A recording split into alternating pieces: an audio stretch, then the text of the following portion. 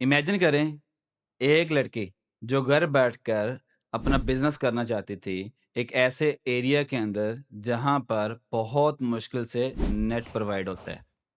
उस लड़की ने साबित किया कि वो वाक़ई ही कुछ कर सकती है और आज वो हमारे इस पॉडकास्ट के अंदर मौजूद है। उसने एटसी शॉप से कैसे अपनी सैलरी जो है वो 1 दिन, फिर 2 दिन, फिर डबल, ट्रिपल करते-करते इतनी बढ़ा ली, वो आपके सामने आपको बताएँगे कैसे उसने वो सक्सेस ली। ये कोई फ़िल्मी कहानी नहीं है, बिल्कुल आपके सामने एक ऐसी ख़तून मौजूद है, जिसने ये कर दिखाया। तो आज की ये वीडियो आपके लिए इसलिए ज़रूरी है कि एक बिगिनर कैसे एटसी के ऊपर सीनियर बन सकता है, वो सारी हम इनसे टिप्स मालूम करने की कोशिश करेंगे। अस्सलाम वालेकुम, मैं हूँ आपका होस्ट मोहम्मद शफ़ीक और आप देख रहे हैं फाइव पॉडकास्ट। इस पॉडकास्ट के अंदर हम बात करेंगे फ़ातिमा के बारे में कि फ़ातिमा ने कैसे एटसी का कोर्स किया, कहाँ से इसने क्या सीखा, इसकी जर्नी क्या रही और फिर इसने कैसे एटसी के ऊपर सक्सेस हुई और कैसे एटसी से पैसे कमाए। अस्सलाम वालेकुम फ़ातिमा। वालेकुम अस्सलाम। जी बेटे, कैसे हैं? मैं ठीक। जी बेटे, तो आप हमें अपनी जर्नी के बारे में थोड़ा-सा गाइड करें कि आपने ये कैसे स्टेप लिया? कितनी देर में आपने ये कोर्स किया? फिर कितनी देर लगी आपको? और इससे पहले आप क्या कर रहे थे? फिर अब जो आपने कर लिया, इसके बाद आपका क्या मूड है? मैंने फाइजर इंस्टीट्यूट से ग्राफिक डिज़ाइनिंग का कोर्स जॉइन किया था, आज से तकरीबन 1.5 से 2 साल पहले। ओके, तो वो 3 से 4 मंथ का था, उस दरमियान में प्रोजेक्ट्स भी मिले जो जिन पे हमने काम किया। सलवा के लिए हमने कैटलॉग्स डिज़ाइन किए, जिसको मैं लीड कर रही थी, मेरे ओके। अंडर टीम काम कर रही थी। जैसे ही मेरा वो कोर्स कंप्लीट हुआ, उसके बाद मैंने क्लाइंट्स का काम शुरू कर दिया। तो वहाँ ही मुझे एक क्लाइंट मिली जो एटसी का काम करती थी। तो उसके थ्रू मुझे थोड़ा पता चला कि एटसी क्या है, और उस टाइम पाकिस्तान में भी एटसी आ चुका था। तकरीबन 2-3 मंथ्स हुए। तो जब मैं उन्हें काम करके दे रही थी, तो फिर मुझे भी इंटरेस्ट डेवलप हुआ कि मैं भी करूँ। मैंने कहा जब मैं उनको करके दे सकती हूँ, तो अपना क्यों नहीं बिज़नेस रन कर सकती? मीन के जो आपने आइडिया पिक किया, ये वाला आपने क्लाइंट के थ्रू किया। जी। तो तब आप क्लाइंट के लिए क्या काम कर रहे थे? हाँ, मैं उनके लिए डिजिटल प्रोडक्ट्स डिज़ाइन कर रही थी एज़ अ डिज़ाइन। तो उनको काफ़ी मैंने डिज़ाइन्स अच्छे-अच्छे बना के दिए, तो उनकी काफ़ी अच्छी सेल्स आई थी उन पे। तो तो बस वहीं से मैंने वो आइडिया पिक किया। माशाल्लाह। तो जब आपने ये स्टार्ट किया, जी। तो सबसे बड़ी मुश्किल कैसे आई और फिर आपने उसको ओवरकम कैसे किया? पाकिस्तान में उस टाइम मतलब इतने लोग सिखा नहीं रहे थे, ना कोई इतनी मुझे नॉलेज मिल रही थी इसके बारे में।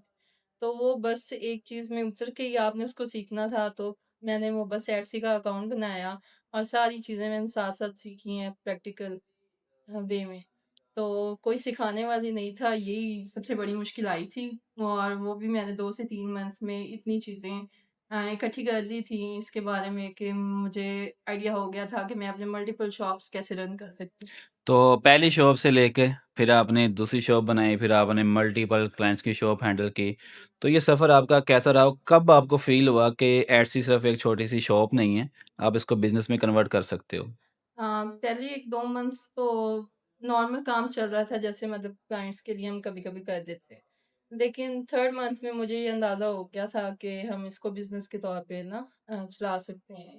3rd मंथ में मेरे ट्रेंडिंग पे जाना शुरू हो गई थी प्रोडक्ट्स, और मैंने मतलब 10-12 दिनों में बहुत अच्छी अर्निंग कर ली थी। तो गुड। उसके बाद फिर मेरी बहुत अच्छी अर्निंग जारी है अब तक। तो दूसरी शॉप बनाने का आपके माइंड में कब आया और ये पहली शॉप से क्या मुख्तलिफ है इसके अंदर? हाँ, दूसरी शॉप मैंने एज़ अ बैकअप भी कह सकते हैं, कि आपको चाहिए होता है एक चीज़ का बैकअप। तो मैंने पहले अपनी एक शॉप को अच्छे से एस्टेब्लिश किया है, उसमें मैंने काफ़ी अच्छे डिज़ाइन्स अपलोड कर दिए हैं, अब वो मेरी मतलब ऑटो पे एक तरह से चल रही है। उसके बाद मुझे लगा कि अब मैं दूसरी भी हैंडल कर सकती हूँ साथ, तो मैंने साथ एक और शॉप बनाया। अब जो क्वेश्चन है वो बड़ा पूछे जाने वाला क्वेश्चन है, क्लाइंट कहाँ से पहला मिला? और कब आपके ज़हन में आया कि हम अपनी शॉप्स के साथ क्लाइंट का काम भी हैंडल कर सकते हैं? हाँ, जैसे कि हम फाइसर से करने के बाद कोर्स क्लाइंट फंडिंग की तरफ जा रहे थे, तो वहीं से मुझे फ़ेसबुक के थ्रू क्लाइंट्स मिलना स्टार्ट हुए थे। तो ये एड्स वाला भी मुझे वहाँ से ही मिला था, और उसके बाद जब मेरी अपनी शॉप काफ़ी अच्छी चल गई थी, उसके बाद फिर मैं अकाउंट हैंडलिंग की तरफ जा रही थी, तो उसके भी मुझे फ़ेसबुक के थ्रू ही क्लाइंट्स मिले थे। और फिर एटसी की टीम आपको कहाँ प्रोवाइड की गई और फिर उसको लीड करने का मौका आपने कैसे लिया? और फिर आप जब आप उसको लीड कर रहे हैं, तो लीड करने में मेन आपका रोल क्या होता है उसको? मैं इस टाइम यहाँ पे फाइज़र में एड्स मैनेजर के तौर पे काम कर रही हूँ और मेरे अंदर जो हैं 20 से 25 लोगों की टीम है अभी डिज़ाइनर्स की और वो टॉप लेवल डिज़ाइनर्स हैं। और वही हमारी सारी जो क्लाइंट्स का काम होता है वो सारा वही हैंडल करते हैं, उनके लिए डिज़ाइंस बनाते हैं जो भी वो हमें रिक्वायरमेंट्स देते हैं उसके मुताबिक। तो हम उन्हें वो काम प्रोवाइड करते हैं, उसके अलावा उनके हम अकाउंट्स जो हैं वो हैंडल कर रहे हैं, तो उसके लिए एसईओ वगैरह और वो सारा कुछ मैं खुद पर्सनली हैंडल करती तो नेक्स्ट क्वेश्चन ये है कि जब अब एक बंदा टीम बना लेता है, ठीक है? तो टीम के साथ जब वर्किंग होती है, उसमें कौन-सी मुश्किलात आती हैं? और आपने टीम बनाने के साथ अपने आप में क्या चेंज देखा? क्या ऐसा सीखा कि जो आपको पहले नहीं आता था? हाँ, टीम में एक तो ये हो जाता है कि जैसे कि अब मुझे अपनी मल्टीपल शॉप्स हैंडल करनी है, तो मैं वो अकेले नहीं कर सकती। अब जैसे मैंने सारा अपना फ़ोकस जो है वो शिफ्ट कर दिया हुआ है अकाउंट हैंडलिंग की तरफ, डिज़ाइनिंग मैं अपनी टीम से करवा रही हूँ।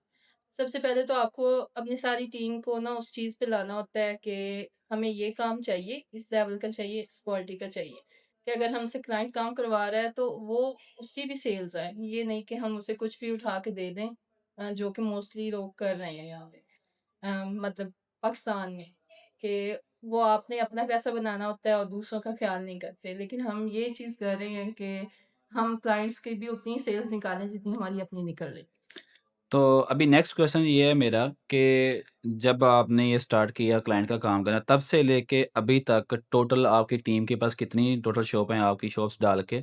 और एस्टिमेटेड तकरीबन कितना रेवेन्यू आपने निकाल लिया होगा? क्या आप स्क्रीन भी शो करवाना चाहेंगे इनके साथ? मैं आपको वैसे आइडिया दे देती हूँ कि मेरा इस टाइम मिलियंस में मैंने अर्न किया है यहाँ से अपनी 2 शॉप से। दूसरी शॉप तो अभी मेरी न्यू है उसको 2-3 मंथ हुए हैं लेकिन उसने भी बहुत अच्छा रेवेन्यू जनरेट किया है। और बाकी मेरी टीम के पास जो हैं तकरीबन 20 से 30 शॉप्स हैं जो इस टाइम वो हैंडल कर रही हैं अपनी पर्सनल और बाकी जो है हम क्लाइंट्स की हैंडल कर रहे हैं। अच्छा, यहाँ पर हम एक क्वेश्चन कहते हैं कि कुछ बच्चों का ये क्वेश्चन होगा, ये हम ये कितनी देर में कर सकते हैं? आपको सक्सेस जो है ये कितनी देर में मिल गई? और मार्केट में आजकल ये भी बड़ा क्वेश्चन हो रहा है कि एडसी पाकिस्तान में बंद हो रही है, इसका स्कोप नहीं है डिजिटल प्रोडक्ट का, तो इसके बारे में आपकी क्या राय है? क्योंकि आप इस टाइम 30 प्लस शॉप चला रही हैं क्लाइंट की। जी। तो इसमें यही है कि आपको जितना उसमें इंटरेस्ट होगा, आप जितनी जल्दी खुद को ग्रो करना चाहते हैं, उतनी जल्दी आपका बिज़नेस भी ग्रो करे। इसमें ये नहीं है कि अगर आप अच्छी प्रोडक्ट आगे देंगे और वो सेल नहीं होगी, ऐसा कुछ नहीं होता वहाँ पे। अगर आपकी इस लेवल की प्रोडक्ट है, तो वो ज़रूर सेल होगी, पॉपुलर नाउ में भी जाएगी, बेस्ट सेलर्स में भी जाएगी। और जो लोग ये कहते हैं कि बस अकेला एआई यूज़ कर लो, फिज़िकली आपको यानी ग्राफ़िक एंड जैसा कि आप लोग यूज़ करते हैं एडोब इलस्ट्रेटर, फ़ोटोशॉप, कैनवा, इसके साथ फिर हम मल्टीपल जैसे कि चैट जीपीटी है, जेमिनी है फ़्लो है या हम और भी काफ़ी टूल्स यूज़ करते हैं। ये तो मिथ ही है क्योंकि अब से काफ़ी साल पहले से ये बात चल रही है कि डिज़ाइनर्स को रिप्लेस कर देगा। अब एट्सी की इतनी बड़ी मार्केट प्लेस है और वहाँ पे अब तक फिर क्यों हैंडमेड प्रोडक्ट्स चल रही हैं? क्यों लोग वही डिज़ाइन्स ले रहे हैं जो हम खुद बनाते हैं? वो एआई से भी तो जनरेट कर सकते हैं। वहाँ पे सिर्फ़ एक प्रॉम्प्ट ही तो देना होता है। लेकिन लोग प्रेफ़र करते हैं कि आप हैंडमेड डिज़ाइन्स की तरफ जाएँ। तो चलिए इसमें एक और ऐसी चीज़ इंक्लूड करते हैं कि चलो सब जो देखने वाले हैं उनको एक फ़ायदा हो जाए कि आप इनके लिए कोई ऐसी एक डिजिटल प्रोडक्ट बता दें कि आपको लगता हो कि इसकी बड़ी डिमांड है और अगर आप इस पे काम करेंगे तो इंशाल्लाह आपको सक्सेस मिलेगी। हाँ, वैसे तो काफ़ी सारी हैं, लेकिन उसमें से कुछ एक ऐसी हैं जो मतलब बहुत बिगिनर्स हैं, वो भी कर सकते हैं। वो एसवीजीज़ पे काम कर सकते हैं, पीएनजीज़ बंडल पे काम कर सकते हैं। वो हर टाइम ही उनकी डिमांड रहती है। वो आप ओकेजन के हिसाब से बनाएँ। जैसे कि पिछले दिनों फीफा चल रहा था, फादर्स डे चल रहा था। आप उनके बंडल्स बना के अगर लगाते तो आपको ये भी काफ़ी अच्छी सेल्स आ रहा है। तो मतलब कि अगर हमने किसी क्लाइंट की शॉप हैंडल करनी हो, तो उसका क्या रेट होता है? फिर आप क्लाइंट की शॉप पे क्या-क्या काम करके देते हैं? उसका कैसे आप स्टोर हैंडल करते हैं? क्या एक लैपटॉप के ऊपर आप मल्टी अकाउंट्स ओपन कर सकते हैं या उसके लिए प्रॉक्सी बाय करनी पड़ती है? तो और जो क्लाइंट्स की आप अर्निंग निकालते हैं, फिर वो टीम को कैसे लेके आप चलते हैं? हम 2 तरह से क्लाइंट्स को हैंडल कर रहे हैं। एक मंथली जो है वो हम डिसाइड कर लेते हैं पैकेज, दूसरा हम परसेंटेज बेस पे कर लेते हैं उनके साथ। तो जो आगे सैलरी होती है मेरे डिज़ाइनर्स की, वो हम जैसे ही हमारी तरफ पेमेंट आती है, हम आगे जितना काम उनसे लेते हैं, उस हिसाब से हम उनको प्रोवाइड कर देते हैं। हम ये नहीं करते कि एक बंदे ने ज़्यादा काम कर दिया और दूसरे ने कम किया है, तो वो डिफरेंस आ जाए दोनों ठीक है। को। तो हम अगर एक क्लाइंट का काम एक बच्चा ज़्यादा कर रहा है, तो हम उसको उस हिसाब से दे देते हैं, दूसरे मतलब ये चीज़ है कि मेरी टीम में डिफरेंट लोग हैं जो डिफरेंट चीज़ें अच्छी करते हैं। तो मैं चलो उस इनको आप ये भी बताएँ देखने वालों को कि अगर ये भी किसी क्लाइंट की शॉप्स को हैंडल करना है, इनके लिए कोई ऐसी टिप कि इनका क्लाइंट जो है भागे नहीं, इनके साथ लॉन्ग टर्म काम कर सके? एसईओ अपनी बेहतर करें। मेन चीज़ हमारा जो सारा बिज़नेस है, वो सारा एसईओ पे डिपेंड कर रहा है। उसके अलावा आपने अपने डिज़ाइन की क्वालिटी, मतलब जो आप अपने क्लाइंट के लिए बना रहे होते हैं, आपने उसके थंबनेल्स पे काम करना है। जब एक चीज़ को आप अच्छे से प्रेज़ेंट ही नहीं करेंगे, तो वो आपकी सेल कैसे हो? चाहे जितना अच्छा भी डिज़ाइन। तो आपने इन चीज़ों का ख़्याल रखना है और क्लाइंट का भी काम ऐसे समझ के करना है कि जैसे आप अपना। बिल्कुल। और कुछ स्टूडेंट का ये भी क्वेश्चन है कि डेली बेस पे हमें लाज़मी करनी चाहिए लिस्टिंग या वीक में हम 2-3 भी कर सकते हैं। क्वांटिटी मैटर करती है या क्वालिटी मैटर करती है? ज़रा इनको ये भी बताएँ। क्वालिटी मैटर करती है। तो हफ्ते में हमें कितनी लिस्टिंग करनी चाहिए? क्योंकि मेरा जो अकाउंट है, उस पे अभी रफ़ली मैंने 100 लिस्टिंग्स की हैं, लेकिन मेरी सेल्स उस लिहाज़ से बहुत अच्छी है, क्योंकि मैं क्वालिटी पे काम करी, क्वांटिटी पे। गुड। यानी कि आपने 100 अगर लिस्टिंग की है तकरीबन एस्टिमेट कितनी सेल है? तकरीबन 3000। माशाल्लाह! तो ये बहुत अच्छी बात है कि जी। आपने सिर्फ़ कैनवा का यूज़ किया है। इसके अलावा आपने और कौन-सा साथ में टूल यूज़ किया मॉकअप्स लगाने के लिए? और उसके अलावा थोड़ा हम फ़ोटोशॉप यूज़ करते हैं, लेकिन मोस्टली जो हम काम है, वो कैनवा में ही कर रहे हैं। और अपना आइडिया कैसे जनरेट करते हैं? एक नया डिज़ाइन का आइडिया कैसे ज़हन में आता है? वो तो आपके इंटरेस्ट पे है, आप कितनी रिसर्च करते हैं, मार्केट में इस टाइम पे क्या चल रहा है, किस तरह की थीम्स हैं, आपको हर चीज़ नोट करना पड़ता है। जब तक आप वो खुद रिसर्च नहीं करेंगे, आपको आइडिया नहीं होगा। गुड। और कोई ऐसी चीज़ जो आपने इतने अरसे के अंदर एटसी पे काम किया और आप इनको बताना चाहें, जो इनको नहीं पता और मोस्ट ऑफ द स्टूडेंट जो है वो मिस्टेक्स करते हैं? जो सबसे बड़ी मिस्टेक करते हैं न्यू सेलर्स आके ना दूसरों का काम कॉपी करना शुरू कर, मेरा भी बहुत लोगों ने काम कॉपी किया है। मतलब ये कैसे जितने भी न्यू आते हैं बच्चे वो आते ही कॉपीराइट पे काम करना स्टार्ट करते जी, हैं। यही बात है। तो सबसे बड़ी गलती यही करते हैं, क्योंकि जो एटसी है वो एक दफ़ा ही मतलब आप अपने नेम पे बना सकते हैं। अगर वो सस्पेंड हो गया अकाउंट, तो फिर आप पूरी ज़िंदगी नहीं अपने नाम पे बना सकते। तो इसलिए उस चीज़ को सबसे पहले अवॉइड करें। अगर आपने किसी का आइडिया लेना भी है डिज़ाइन का, तो आप उसे सेम तो कॉपी ना करें। कुछ चीज़ें आप अंदर से उसका स्टाइल्स देखें कि वो किस तरह के फ़ॉन्ट्स वग़ैरह यूज़ कर रहा है, और वहाँ से बस आइडिया लें, डिज़ाइन अपना जनरेट करें। गुड। अगर मैं आपको ये बोलूँ कि जब आपने फाइज़र को जॉइन किया, तो आप उस वहाँ से पीछे अगर देखें और आज ये देखें कि आपने कैसे एक एट्सी प्लेटफ़ॉर्म को अपना बिज़नेस बना लिया।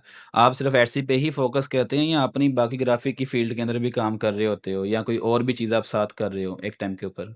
मैं जो हूँ साथ और स्किल्स पे भी काम कर रही हूँ। पहले मैंने ग्रेजुएशन किया, पोस्ट ग्रेजुएशन किया, उसके बाद फिर मैं मतलब जॉब के सिलसिले में रही कि शायद कहीं अच्छी मिल जाए। यहाँ पर मैं आपको ले रोकता हूँ कि जॉब अच्छी है कि बिज़नेस अच्छा है? बिज़नेस अच्छा है, मेरा शुरू से माइंडसेट यही था, अपना बिज़नेस करना था, लेकिन कोई वे नहीं मिल रहा था कि क्या करूँ, क्या करूँ? तो वो जैसे ही फिर मैं ग्राफ़िक की फ़ील्ड में आई, तो उसके बाद मैंने फाइवर पे काम शुरू किया, लेकिन इतना अच्छा रिस्पॉन्स नहीं मिला। तो वो बस रास्ते बनते गए और मैं चलती गई और आज अपने बिज़नेस मतलब आप पे कह खड़ी रहे हूँ। हैं कि जो एक बिज़नेसमैन होता है वो सैलरी से ज़्यादा कमा सकता है, उसको सुकून भी ज़्यादा है। बिल्कुल। सुकून अगर आपने लेना है, तो फिर आप अच्छा बिज़नेस नहीं रन कर सकते।